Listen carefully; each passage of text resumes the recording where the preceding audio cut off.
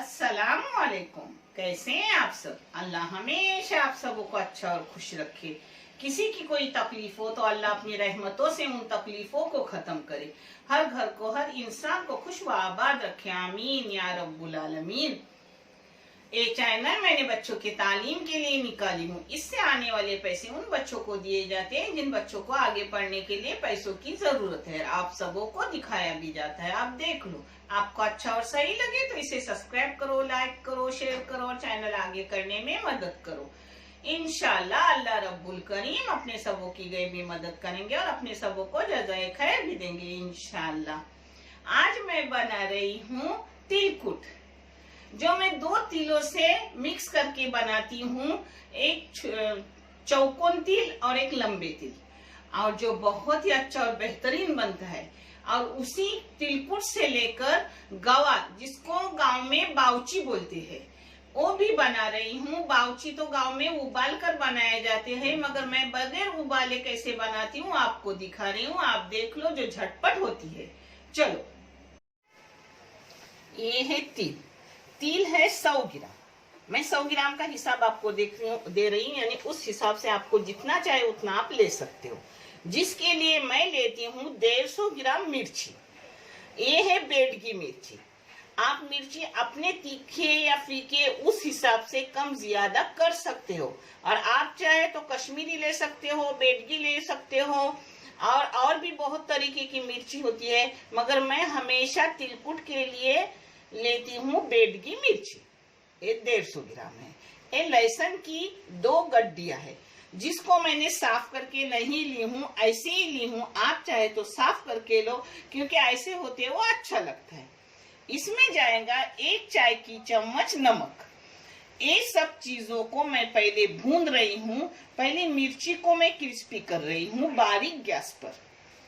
ऐसे उसे आराम से बारीक गैस पे क्रिस्पी करने की और भुनी हुई खुशबू मिर्ची की बहुत अच्छी आती है। इसको 1 मिनट भूनिए। अब इसमें डाल रही हूँ लहसुन भुनने के लिए। जितनी भुनी चीजें अच्छी भुनी जाती है, उतना खुशबूदार अपना तिलकुट होता है।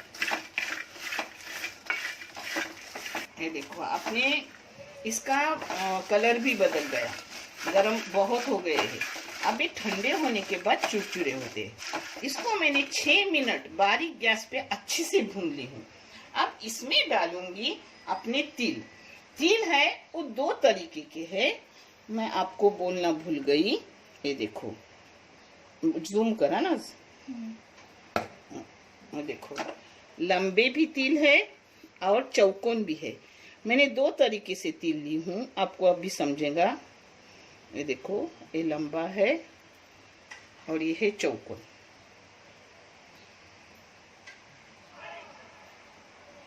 ये 2 तरीके के आधे आधे मैंने ली हूँ तिल।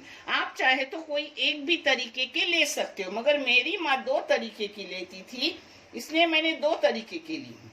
अब इसमें तिल डाल रही हूँ। तिल जल्दी होते हैं, वो लास्ट में डालने के। तिल अभी चटकेंगे। तिल चटकने तक अब भूनूंगी, यानी अपना सब बराबर हो जाएगा।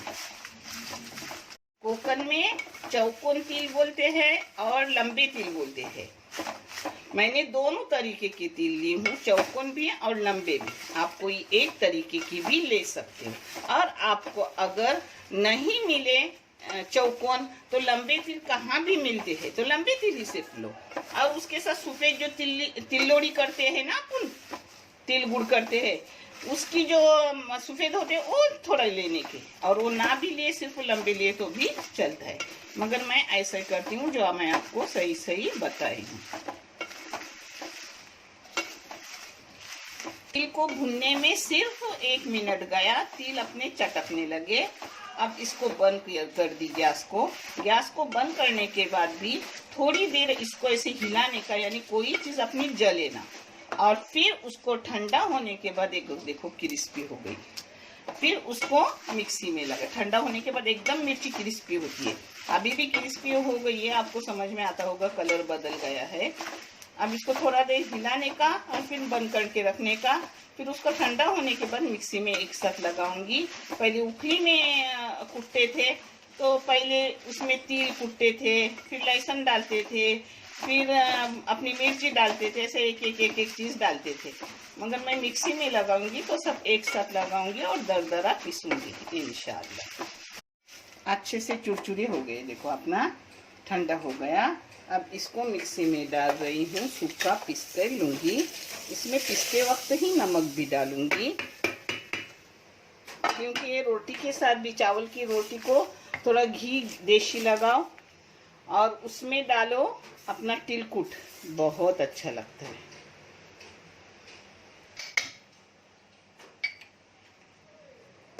अब इसको मिक्सी में थोड़ी थोड़ी देर के बाद घुमाने का, नहीं दरदरा होगा, वो भी मैं पीसने के बाद दिखा रही हूँ।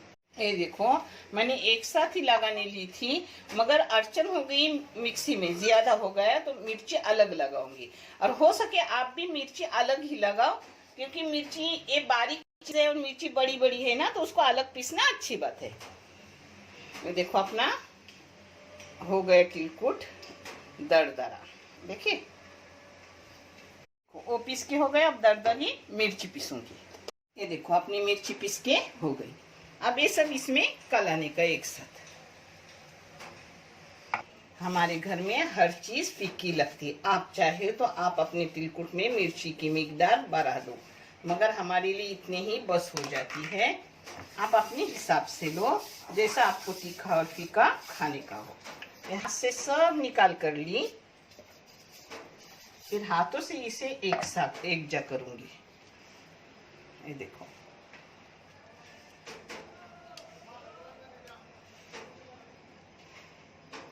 ऐसे एक जा कर रही हूँ, और फिर इसे डब्बे में भर के रखने की। एक महीना तक बिल्कुल खराब नहीं होती, बाहर रख दो, और आपको चाहे तो आप फ्रिज में रख दो तो साल तक खराब नहीं होती। हाँ देखो अपना माशाल्लाह बहुत अच्छे, बहुत मैंने टेस्ट भी किया, बहुत मजेदार हो गए, नमक वगैरह बराबर नाप का हो गए। मगर आप जब भी तरकारी तिलकुट की बनोगे, नमक पर ध्यान रखो, आधा नमक तरकारी में डालो, आधा नमक इस हिसाब से इससे जाता है जो अपना तिलकुट पड़ता है। अब इसकी मैं करूंगी गवार, जिसको कोकण में बावची बोलते हैं। तिलकुटाची पावची आणि मास पुलाव है आणि पापड लोणचं है, माशाल्लाह कोकणीवालेचा मजेदार खाना। अब इसको मैं डब्बे में भर के रखूंगी और आपको मैं बावची बना के तिलकुट की बता रही हूँ। डब्बे में मैंने तिलकुट भर के रख दी, आराम से अपना एक महीना अच्छे से रहता है। मैं एक महीने के ऊपर मेरा खत्म ही होता है। देखो बावची है, इसको गवार बोलते हैं, बम्बई में कोकण में इसको बावची बोलते हैं। इसको ऐसे मैं साफ करूंगी। ये देखो ये कौली कौली है, दोनों साइड के थोड़े थोड़े फूटने का। इसका ये निकलता नहीं क्योंकि बहुत कौली है, अगर जून हो तो फिर निकलता है। ये देखो ऐसे ही सब करूंगी, फिर आगे का मैं आपको दिखा रही हूँ। हाँ ये अपनी गवार कोकण के बावची, जिसको तोड़ के धो के पानी डाल के ली हूँ, जिसके लिए जा रहे हैं 2 प्याज दरमियानी साइज के, पाव किलो के लिए, और 1 मिर्ची के टुकड़े डाले हूँ। इसमें डालूंगी मैं ये 2 चम्मच तेल, आप तेल कम ज्यादा कर सकते हो। मैं बड़े बड़े 2 चम्मच डाल रही हूँ। ये देखो अब इसको बघारूंगी, और जैसा जो डालूंगी वो मैं आपको दिखा रही हूँ। कोकण में जब भी गवार बावची वो करते हैं तो उसको उबाल कर लेती है, मगर तुम्हारी नानी कौली कौली यानी अच्छी से नरम वाली, अच्छी छोटी वाली लाती है, और उसको कैसे पकाती है वो देख लो ना, उसे उबालती है ना कुछ। अब सिर्फ मैंने 5 मिनट इसको पास गैस पे भून ली प्याज को। हाँ अब इसमें डाल रही हूँ नमक। नमक उस हिसाब से डालो क्योंकि तिलकुट में नमक है। मैंने आधी चम्मच भी नहीं नमक डाली हूँ, क्योंकि तिलकुट में लगा तो बाद में डाला जा सकता है, मगर पहले डालने से क्या होता है, ज्यादा हो तो अपने पास कोई नहीं चारा रहता। ऐसा कभी हो जाए तो रोटी, चावल के रोटी के टुकड़े डालो, नहीं तो गेहूं की रोटी के बगैर नमक वाले टुकड़े डालो, अपना नमक छीन लेता है और नमकीन कम हो जाता है। इसमें हल्दी डाली, पाव चम्मच से भी कम, थोड़ी सी। अब इसमें डाल रही हूँ अपनी धोई हुई गवार,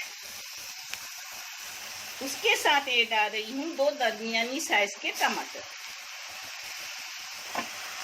अब इसको एक जा कर रही हूँ और इसको छोटे गैस पे बारीक करके रख रही हूँ, यानी प्याज के पानी में और टमाटर के पानी में अपनी गवार बाउची अच्छे से हो जाएगी। और इसलिए प्याज कभी भी एकदम तलने का नहीं, आधा लेने का तल के, यानी वो पूरा होता है बाउची पकने तक। ये देखो अपनी गवार बारीक गैस पे रखे हुए कम से कम 15 मिनट हो गए, और उसको बारीक गैस पे रखूंगी पूरा पानी सूखने तक। उसमें अपनी बाउची यानी गवार एकदम नरम हो जाती है, अच्छे से हो जाती है। ये देखो अपनी गवार अच्छे से गल गई, जो मैं आपको दिखा रही हूँ। इसका पानी भी सूख गया। अब इसमें अपना तिलकुट जाएगा, जो हो जाएगा बहुत ही मजेदार। ये देखो, देखे एकदम अच्छे से हो गई। ये देखो,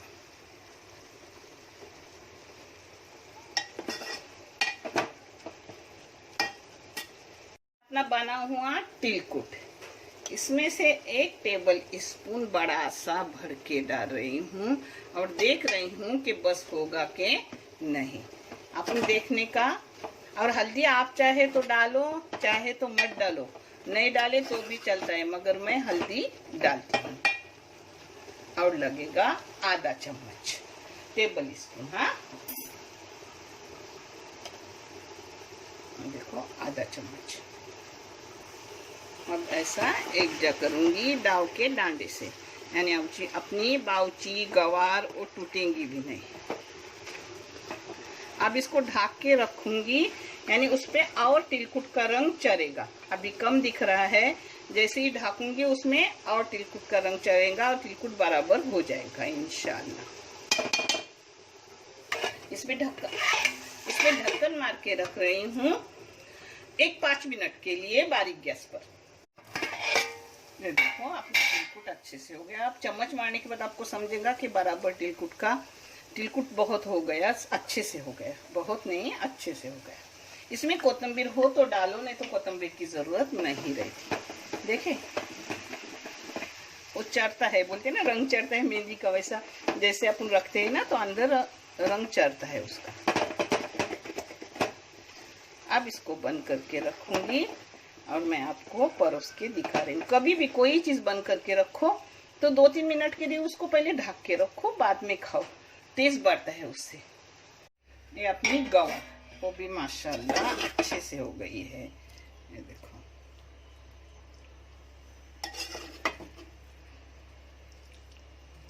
ये देखो अपना तिलकुट अच्छे से हो गया।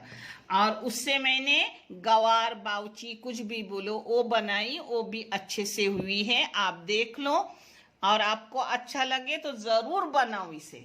देखने के लिए बहुत सारा शुक्रिया, जज़ाए खैर। और ये मैंने उसके साथ शिकोरी धान की हूँ, इसका वीडियो अलग गया हुआ है, वो भी आप देख लो। अल्लाह हाफिज।